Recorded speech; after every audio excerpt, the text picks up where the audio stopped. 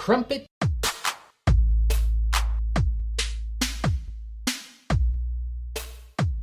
Espresso.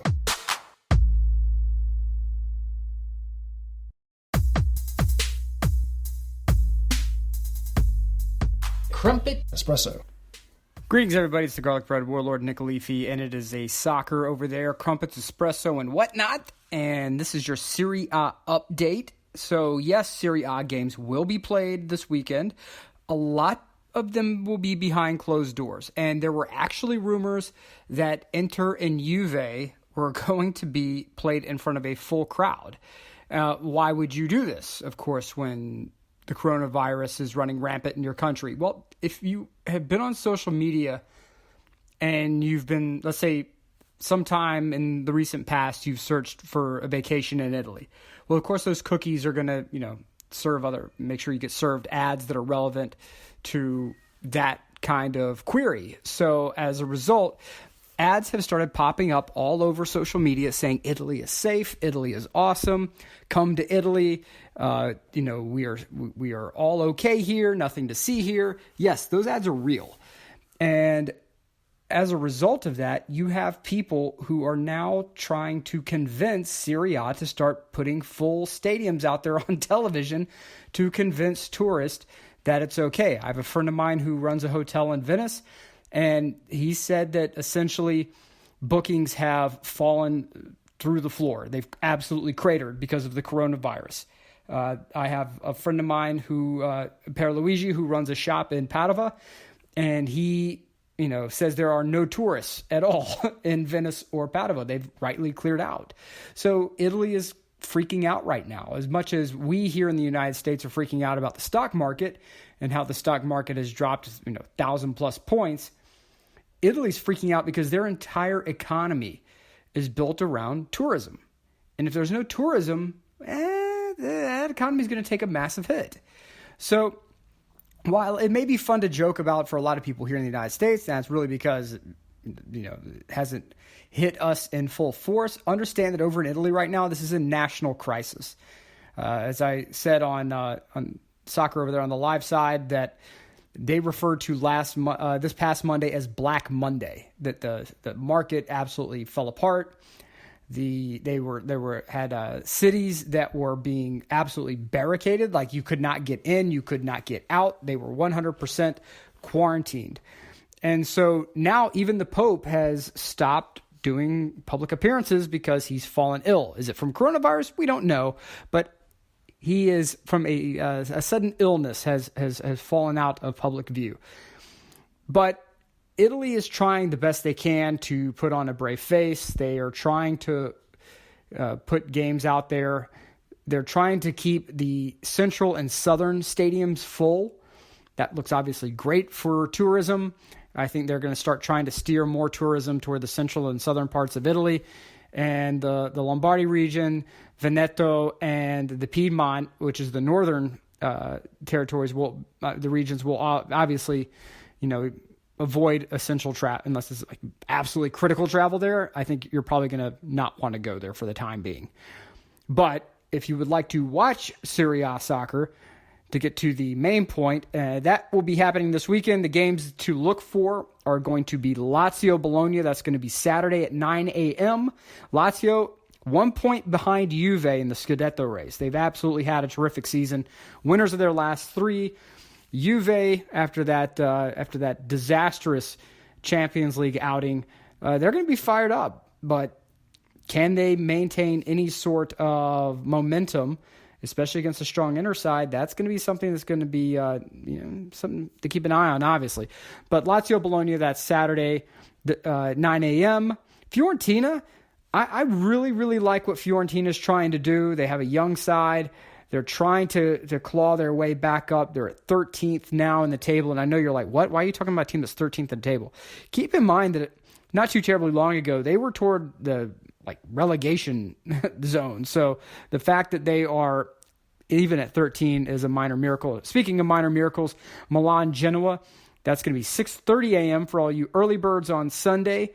Milan is in 7th right now, and they are tied with Napoli for a European spot.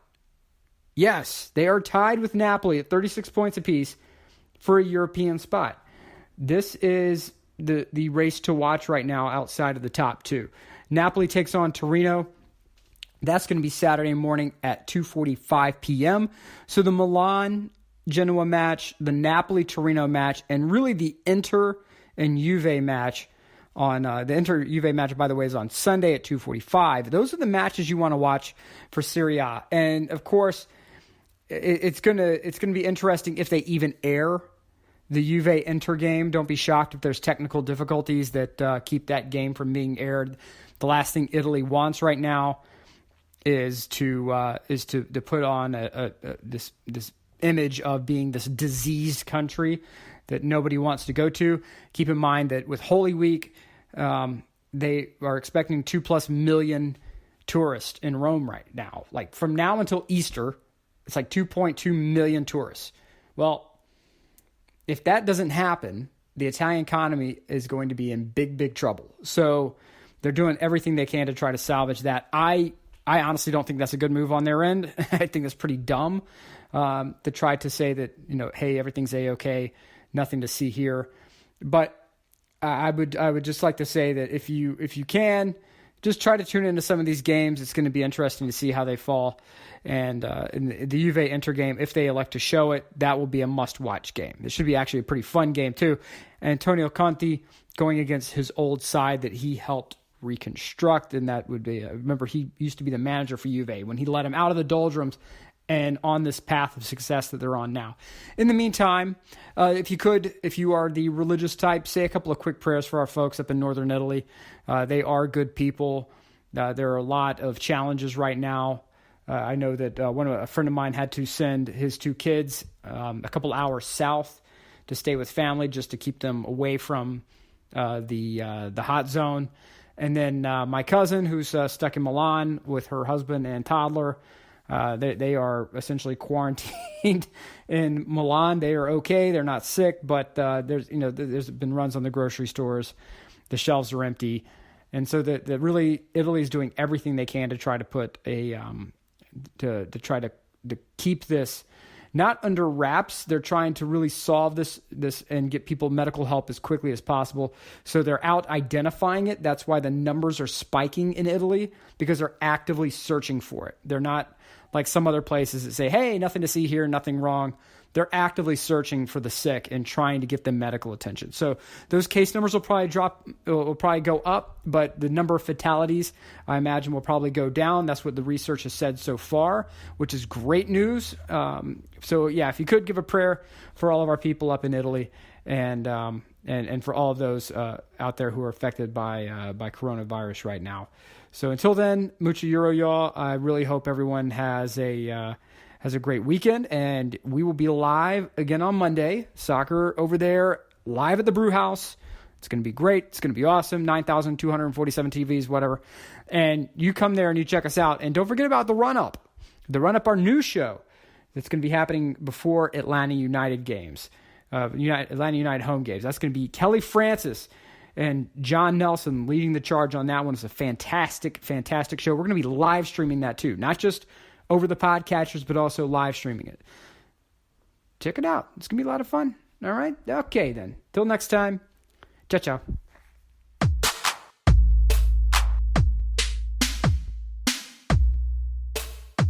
Crumpet.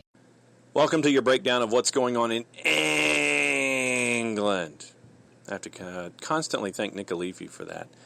Reminder, though, out of the Premier League, you're not going to have a full slate because of the EFL Cup final between Aston Villa and Manchester City. Right now, if you're interested in looking at that particular number, Manchester City's at a -700 to win in regulation. Aston Villa is at +1800. So the matchups involving those two teams and their opponents, Sheffield United being one of them, those have been pushed back to later. So let's run through what's going on in the Premier League. And remember, this is after action midweek in both Europa and Champions League. So some of the numbers might be a little odd at first glance, but that's the reason why, and it's always courtesy of our friends at Bet365.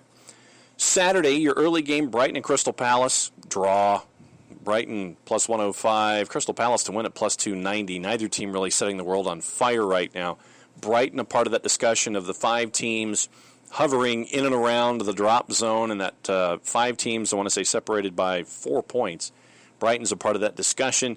They're at plus 105. Crystal Palace is at plus 290, and your draw at plus 225. Chelsea coming off of their midweek minus 138 going up against Bournemouth. Sounds about right. Bournemouth, another team in that discussion at the bottom end of the table.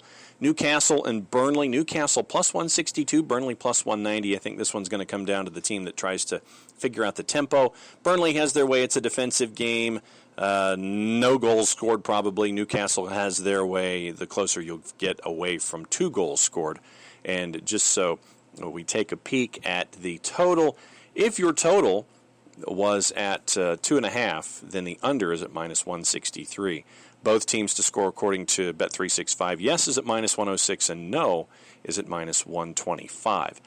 West Ham, also a part of the discussion at the bottom of the table. They are taking on Southampton, and West Ham is at plus 165 to win. Southampton at plus 150. I'm leaning Southampton here, frankly. If you had a decent juice box, maybe you want to place it Southampton's way to win outright. And then your late game on Saturday, Watford and Liverpool. Liverpool minus 250. They'll do what they need to do to win, probably something in the 2-0 vein. And Watford is at plus 700. Your other action on Sunday, it is Everton, Manchester United. Manchester United put 5 on Bruges on Thursday, so them having to turn around and take on Everton. Everton is plus 150, Manchester United plus 190. I'm leaning toward Everton here. Your draw is at plus 225, by the way.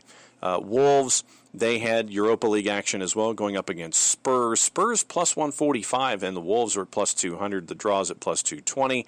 And probably Tottenham here, but a draw wouldn't shock me there either. So that's your abbreviated look at what's going on in the Premier League on the weekend. Let's take a peek at what's going on in the Championship. And right now, really, when you look at the table, you're looking at West Brom to come back into the Prem. They are right now 5 points clear of Leeds at midweek. Now they're 4 points clear after match week 35, with the math having been done. So you're looking right now at only, trying to do math, 46. You're looking at 11 matches left on the year. West Brom leads by 4 points, 69 to 65. West Brom has won 4 out of their last 5. They're undefeated in their last 5.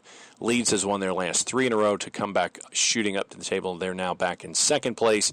So looking at what we're seeing, Leeds is at minus 225 going up against Hull. Hull right now is 17th in the table. They've lost 3 of their last 4. They're at 41 points in 17th, so they're a part of the relegation discussion with Wigan, only 4 points away from Hull in 22nd place. So you're looking at really 4 points separating 17th and 5 points separating 16th from 22nd. So you have Reading at 42, Hull City at 41, Charlton at 39 along with Huddersfield. Charlton ahead on goal difference. Stoke at 38, Middlesbrough 37, and Wigan, your first team in the drop zone, also at 37. Barnsley's won their last 3 to only be a win away from safety. Have to work on their goal difference, though, at 34 points. Luton Town, having won 3 of their last 4, is at 33. So both ends of the table getting very, very interesting in the Championship. Blackburn and Swansea, folks are leaning toward Blackburn at plus 120.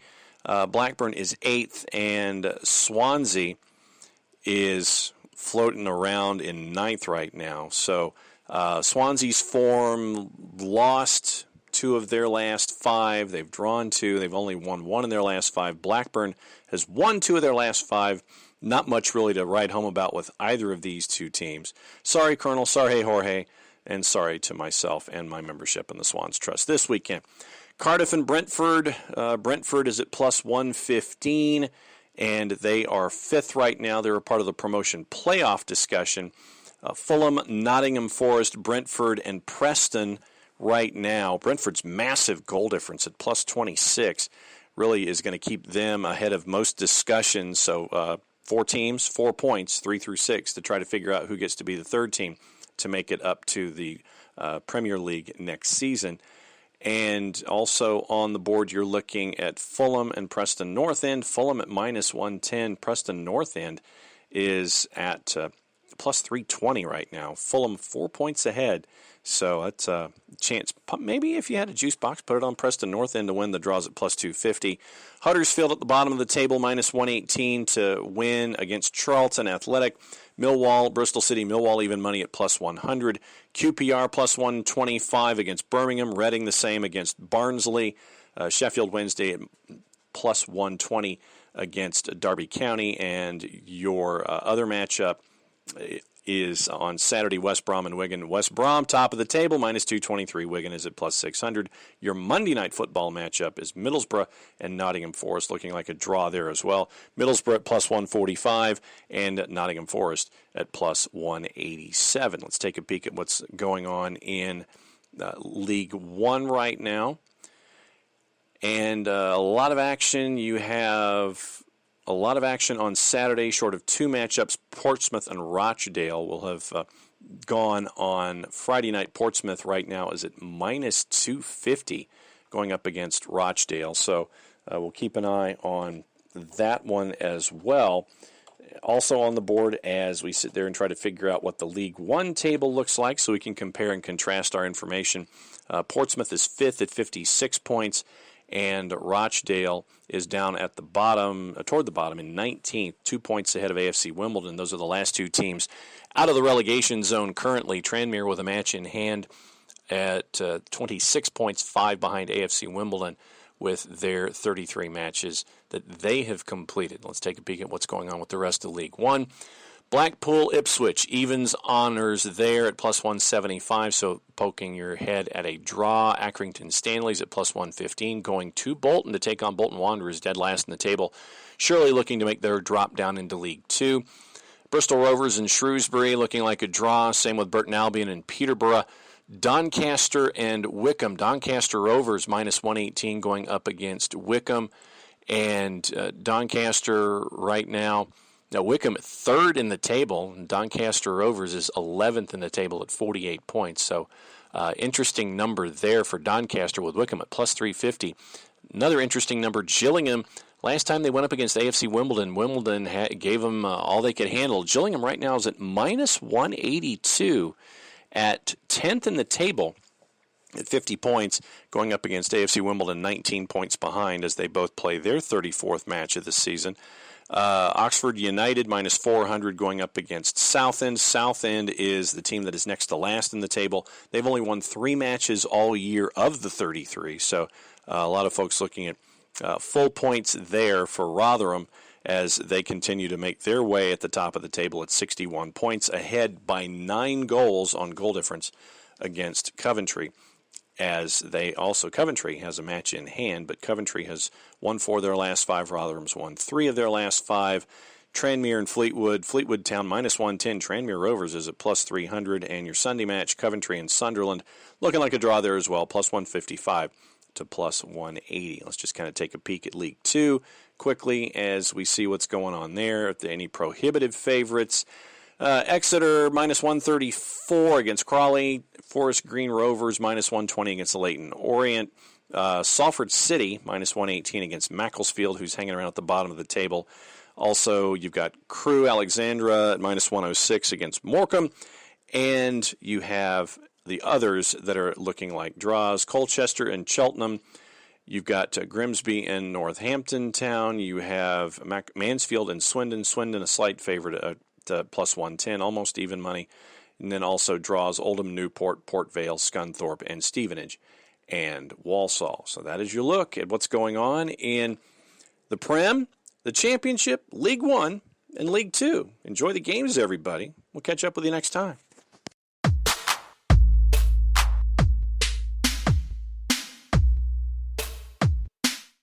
Do you know what Iron Brew is? It was the best of times. It was the worst of times. It was the time of European elation. It was the time of domestic boredom. It was the time of European letdown. It was the time of quad trebles. Man, whatever. Scotland's weird, y'all. Let's go to Scotland and figure this out because, first of all, let's go figure out what the hell got into Rangers, who completely have forgotten how to play domestic games and are now 12 points back of Celtic with a game in hand. And then they channeled all that aggression and just pounded Braga into the dirt 4-2 on aggregate. Rangers moving into the round of 16 in Europa League. Fantastic performances by Steven Gerrard's team. The first leg in Glasgow, they go down 1-0. Looks like it's going to be a mess. Then they score 3 goals to win the home leg, 3-1. Then go get a goal in Portugal. Absolutely fantastic and great for Scotland as a whole. The coefficient, they move up with the coefficient. Now, we got to see where Rangers finishes things, because there's still chance of movement here or there a little bit, depending if they win a game or two going forward, maybe even more. It'd be awesome for the entire country as we see more and more teams possibly getting into European competition. But you notice I said just Rangers. I didn't say Celtic. Why didn't you say Celtic? Damn good question. Glad you asked. Let's find out. Oh, God, nope. They're still picking up whatever's left of themselves after Copenhagen. So Celtic, in just really impressive fashion, goes into Copenhagen. Gets a 1-1 draw a week ago. Should have done better. Olsen Edouard, as good as he is, leaves goals on the table. But whatever, you get out of there with a 1-1 draw on the road. You've got the away goal. You come home and, oh, God, you lost 3-1. You squandered chances. You gave up a goal because one of your defenders forgot how to defend for a second. F.A. Ambrose would be proud, which, hey, if he's back in Scotland, that's good to see. I hope he's doing well. He seems like a good guy. But you give up the goal. You get the penalty late to tie it, to possibly send it to extra time and penalties with Edouard, who's just balls the size of Easter Island statues, goes full Panenka in the 83rd minute. And then you give up 2 goals in the last 7 minutes to lose 3-1, 4-2 on aggregate. Celtic crash out of Europe. Now, again, they're going to have that huge cushion in the domestic. People won't really care about this in the grand scheme of things, because if they get the quad treble, they'll just kind of plug their ears. But it's still an embarrassment. It's a team that won their group, albeit in dramatic fashion, by having to take points in Italy for the first time ever against Lazio, and then beating Lazio at home. It was a great run they had in the group stages, and then they just, you have a performance like that, it's hard to kind of wrap your mind around it. For a Neil Lennon side, and I get it, like with Brendan Rodgers, European games were never really gonna be fun. They were always kind of stressful. Neil Lennon, it's always kind of been a hallmark. They've been able to get through European games with him, and this just was not the case this year. So Celtic crash out. Rangers, you are Scotland's final hope, and I approached it the same way I approached Rangers going into administration the years ago. I thought it was terrible for Scotland then, and at the same time, I'll tell you right now, I think Rangers still being in this is great for Scotland now. Who cares if it's Rangers if you're a Celtic fan? I understand you don't want to see them win the whole damn thing. However, it's great for the coefficient. It's great to see a Scottish club getting back on that European stage and going out there and making performances, and hope we get to see more of that. More money coming in. God knows everyone needs it. And, more and bigger opportunities down the line as teams get a chance to get in. With the coefficient set up right now, it's looking like you'll have 2 teams get a shot at Champions League, and legitimate shots at Champions League group stages, and more money that comes in from that. Now you just have to make it pay off. Now, as far as the domestic side goes, if you're new to Scotland, first of all, welcome to the Thunderdome. Second of all, welcome to the stupidity of the Thunderdome late in the season. They split with the top teams from the bottom half of the table, and the top teams will all play each other, and it's kind of a weird way that they break the schedule out. But there's a lot of debate right now going on how that's going to break out, because Celtic's going to have a run of home games to end the season. Now, the top 6 will get set, and right now it's forcing a bit of a mess for the Scottish Premier League, as 2 teams will be forced to make a 3rd trip to Ibrox for Rangers. So Rangers is going to get some of these top teams at home for a 3rd time this season. It's kind of a bit of a mess. We'll have to see how it breaks out, because a lot of this just depends on who's at the top of the table, because you've got Celtic, Aberdeen, Motherwell, Livingston. Welcome, Livingston. Glad to see you. Hibs are up there as well, and, of course, Rangers.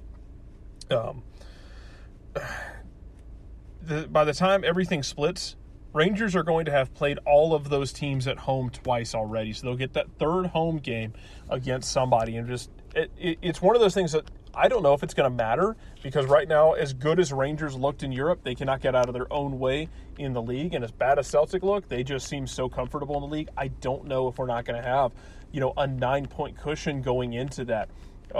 Maybe even more, maybe a little bit less. But in a situation where it might not, it'd be a situation where, Celtic has to go to Rangers, but they have a 4-point cushion, so they're fine.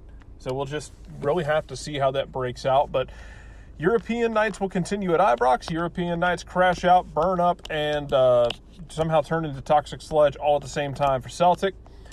Domestically, it's going to get weird with the split. We'll go deeper into the split next time as we get closer to it. I send it back down south to the nice weather climates.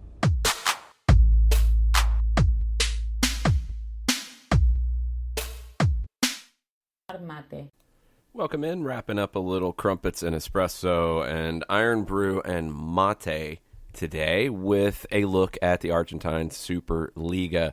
Down to the penultimate weekend of the league. There is a cup coming up after this that's like a mini league. We'll get to that as we get to that. It's chaos. It's Argentina.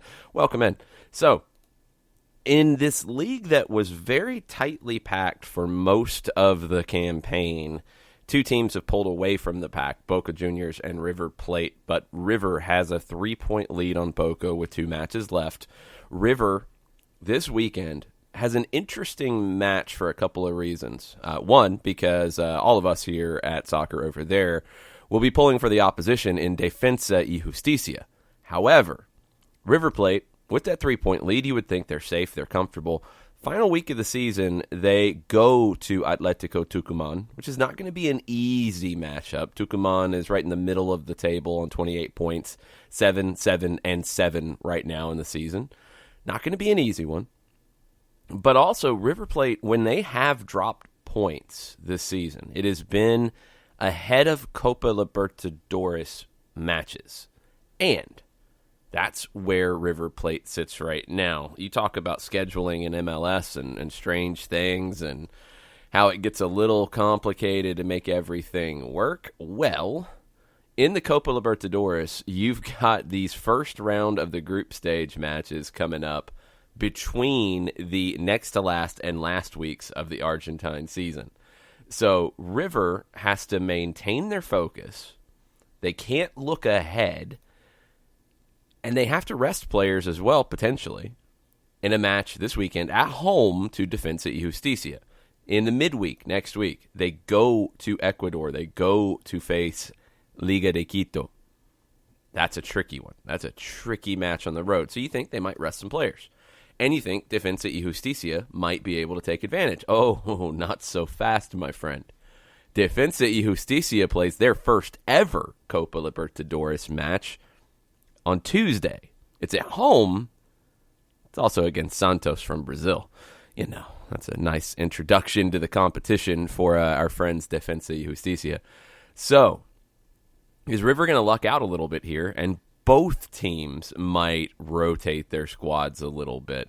I think Defensa is probably far more likely to do that because they're in 9th place right now in the table. That's got them in a Copa Sudamericana spot. They're only 3 points out of getting into the Libertadores spots for next year. And remember, the Copa de la Superliga matches will count to that overall total, so they've got time to make it up. Big match with Santos, their first one. It's their first home Libertadores match in the club's history. I think they're going to rest more. River has more depth. River should be able to get the win.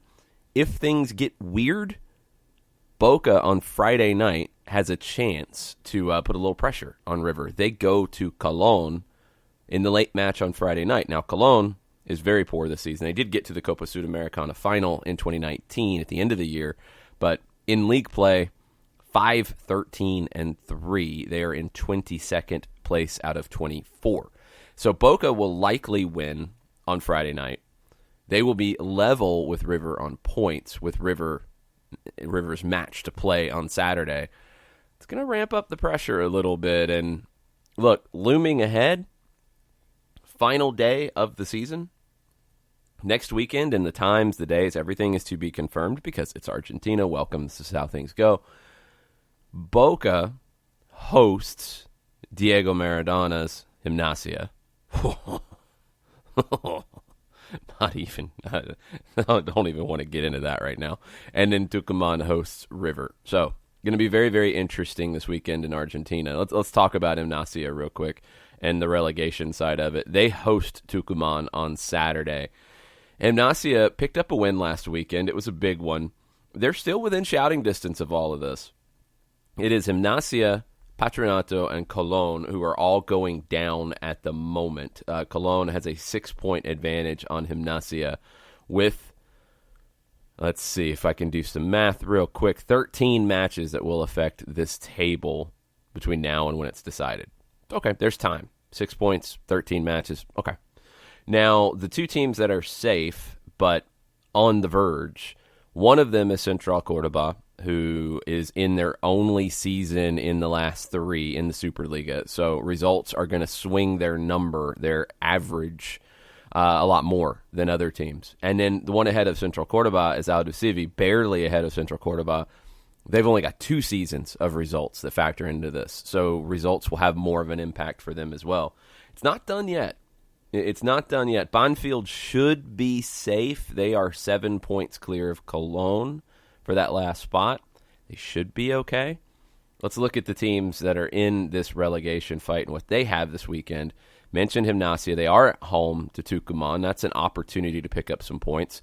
Central Córdoba is at home to Banfield. That's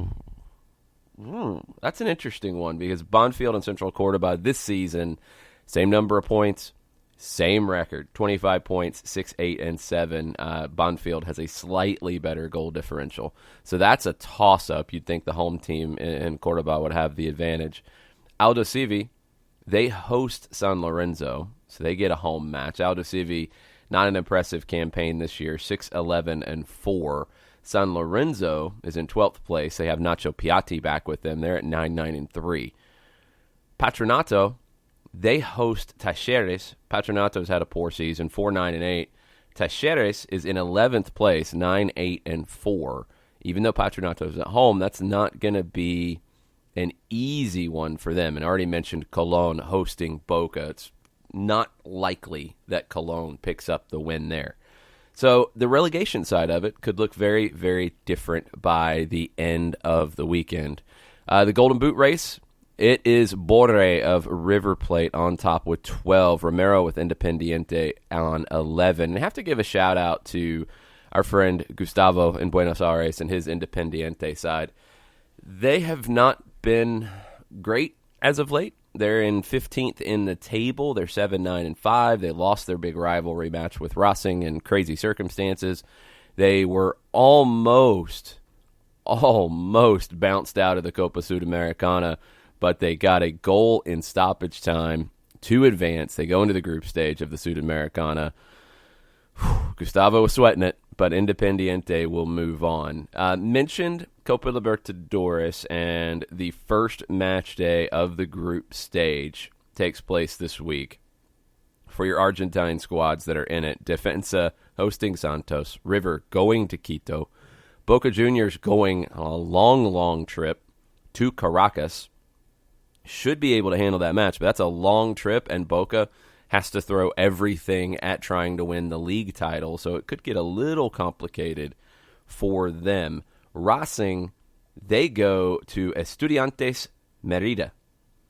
It's another long trip for Racing, headed to Venezuela to face a club that has 7 appearances previously in the Copa Libertadores. They have only gotten out of the preliminary or first round one time in 1999. Haven't seen them in the Libertadores since 2003. It's going to be a difficult one for them in a group that also includes Nacional and Alianza Lima. Racing should be in a good spot there with our friend Sebastian Becasese. Racing's in 5th in the Argentine table. It's been a good season since Becasese took over for Caudet when he left at the end of the calendar year. Racing just keeps on keeping on. Again, sorry, Gustavo. I apologize.